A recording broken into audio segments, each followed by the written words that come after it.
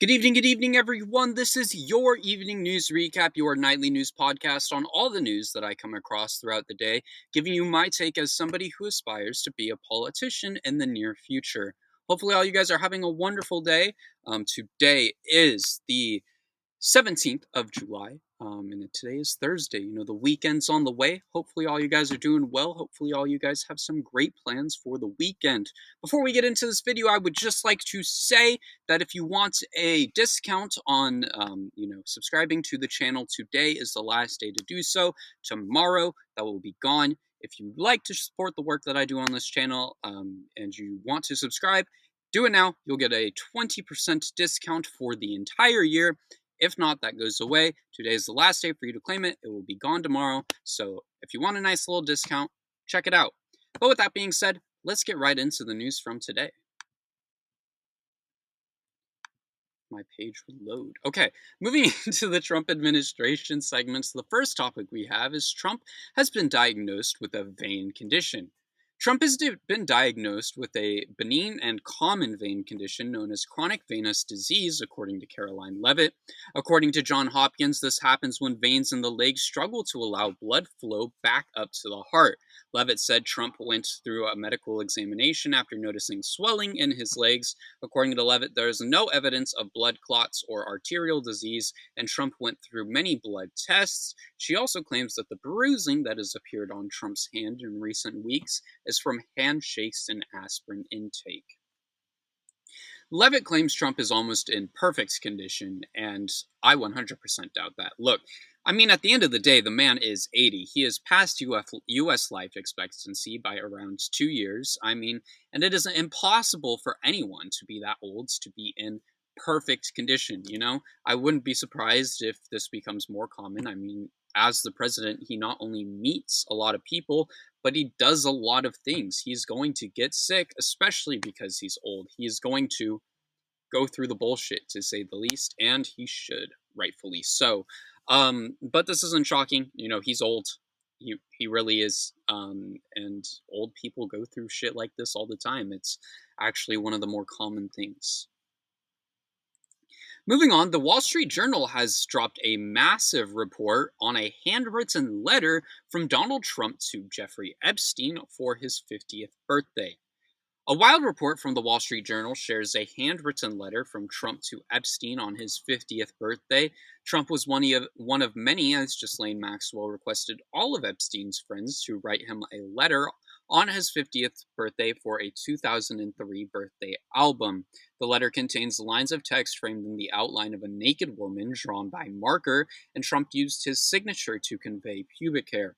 Trump claims he never drew the letter and even threatened to sue the Wall Street Journal if they released this report, yet they did it anyways, and the letter was written in the third person. It reads, "Voiceover. There must be more to life than having everything." Donald says, "Yes, there is, but I won't tell you what it is." Jeffrey says, "Nor will I, since I already know what it is." Donald says, "We have certain things in common, Jeffrey." Jeffrey says, "Yes, we do, come to think of it."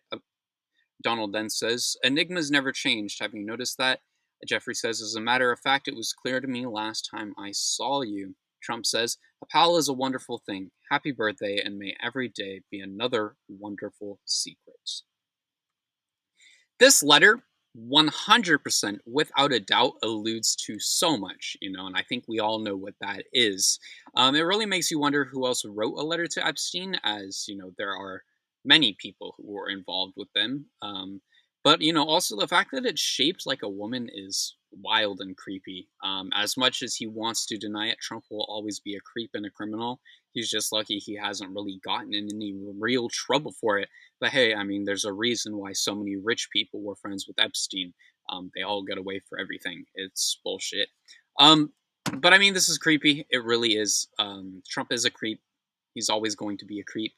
And as much as he wants to deny that he wrote this or didn't write this, this is indisputable evidence. I mean, the proof is right there in front of everyone now that he was involved with Epstein, and he was, doing wonderful secrets, as Trump says.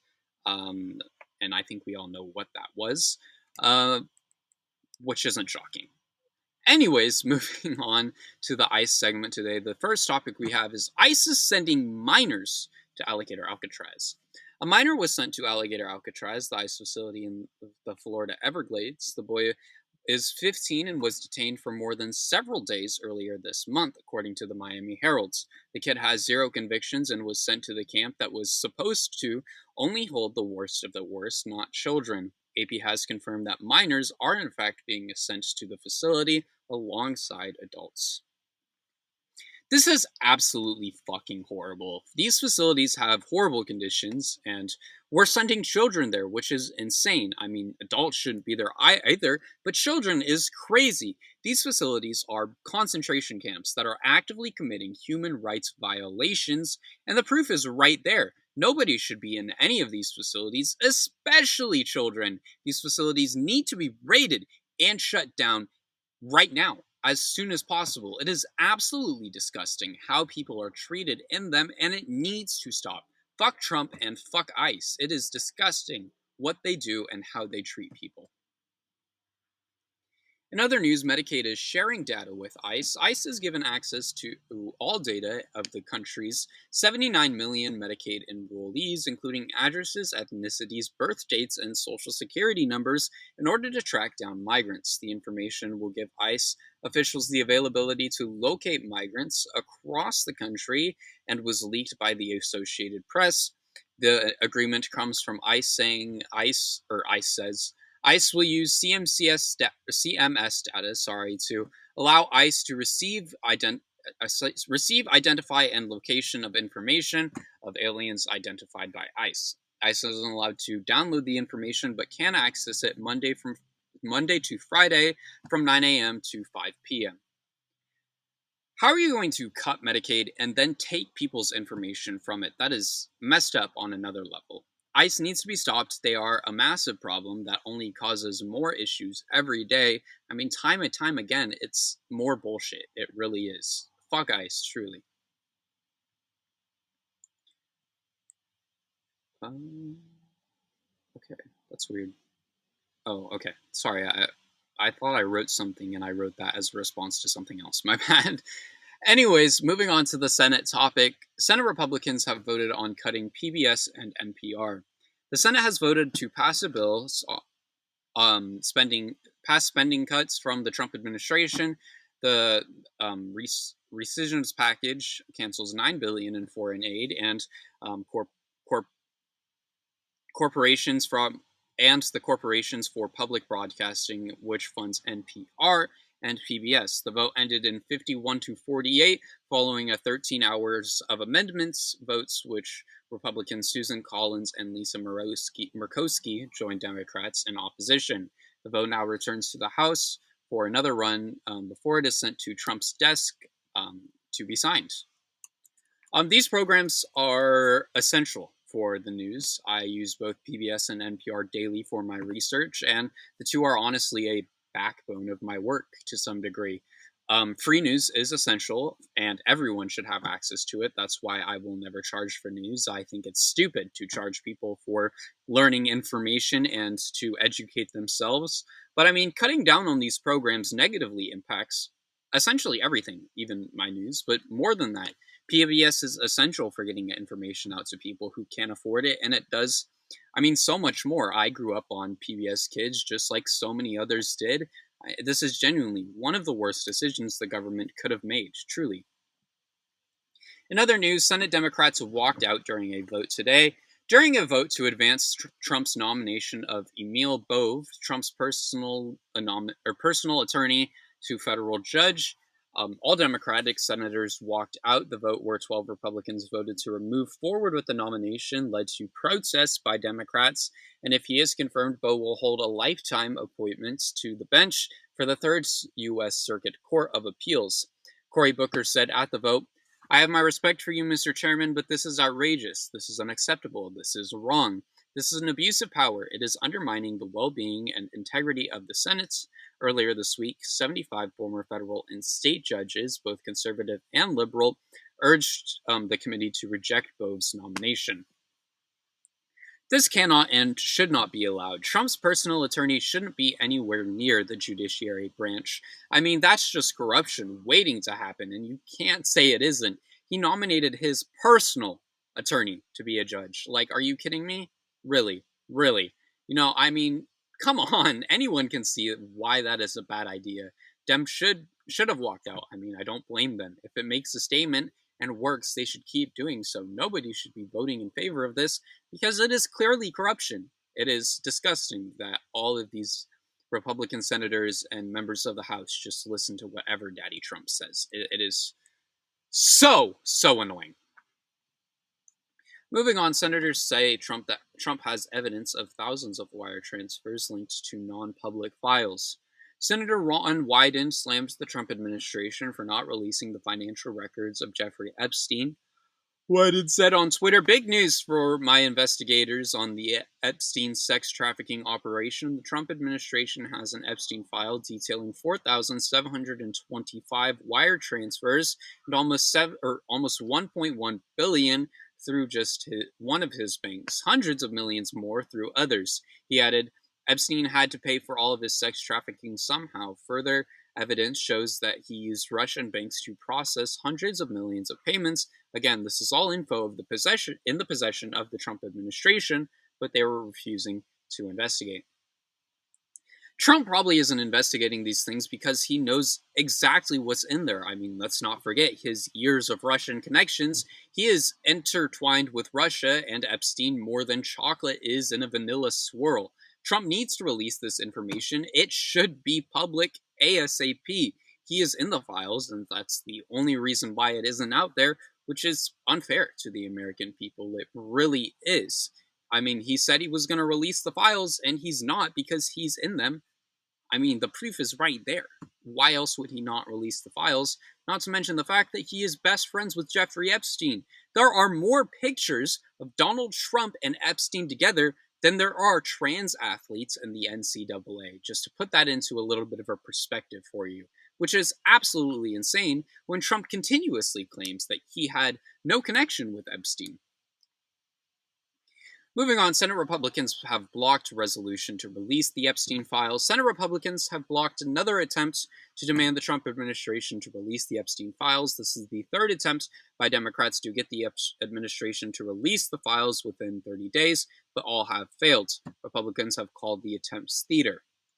I can't wait till midterms where Dems will actually be able to get shit done. Honestly, I'm tired of this bullshit where it's, every day the Republicans shoot something down or something doesn't get done because of the Republicans. I really just want to report on some good news for once, man. I really do. Don't forget to vote when midterms come around. It is essential that we all do so. We got to make sure that the Trump administration doesn't get what they want and that Democrats are able to take a stand. The Democratic Party historically hasn't done shit, but hopefully we can get some people into office that will do shit. I just wish that I could run during midterms. I really do. In other news, California has pushed for is pushing for 5 to 7 Democratic seats. California Governor Gavin Newsom is pushing to redraw congressional districts to gain Democratic seats, 5 to 7 of them. This comes after Texas is making pushes to do the same and sets Republicans ahead in their state. Newsom has indicated plans to achieve this, one being calling a special election to return the redistricting process to voters, and the second being asking California legislators to redraw the maps before 2026. California currently has 52 seats, and only 12 of them are being held by Republicans compared to the Democrats' 40. Coming from someone who lives in MAGA California, please do this, please, for the good of the state and the country. Look, normally I would say absolutely not. This is a huge thing that negatively impacts voter rights. It goes against voter rights and so much more. And on top of redrawing maps before a census being unethical, normally in any other circumstances, I wouldn't support this. But Texas is doing the same, and somebody has to step up to combat it. I mean, to beat someone who plays dirty, you have to fight dirty. I truly wish I could be there in 2026. But hey, I'm willing to wait 4 more years just to do something. And I will. I absolutely will. Don't forget, Bray 2030, everyone. Moving on to the final topic tonight, Israel has struck Gaza's only Catholic Church, sorry. The Holy Family Church, which is the only Catholic church in Gaza, was struck by a raid resulting in the death of three, including several injuries. Even the parish priest, Father Gabriel Romanelli, was hurt. Cardinal Pier Battista Pizzaballa, Latin Patriarch of Jerusalem, said in a statement, "We know for sure is that a tank, the IDF says it was a mistake, but we are not sure about this. They hit the church directly. There's 4 people seriously wounded. Among these 4, 2 are in very dramatic conditions and their lives are in very serious danger. My condolences to the people and the families who have unfortunately passed away. And I wish a quick recovery to anyone who was injured in this fight. The attacks on Gaza have gone on for years and need to stop. Israel is actively committing genocide, and the only reason they get away with it is because the power they have over Western nations, especially the United States. That shouldn't be the case. Free Palestine, truly." But with that being said, thank you all so much for watching today's episode. I hope you all enjoyed. It's been an interesting one in the news world, to say the least. But if you're on YouTube, please consider subscribing. We are on our way to 500 subscribers, hopefully before the end of August. Maybe that's possible. Maybe it's not. We'll see. But hopefully we can get it done. If you're on Substack, please consider please consider subscribing. Don't forget that today is the last day to get a 20% discount for the entire year. So if you're interested in that, check it out. But with that being said, thank you all so much for watching today's episode, and I will see you all in tomorrow's. Later.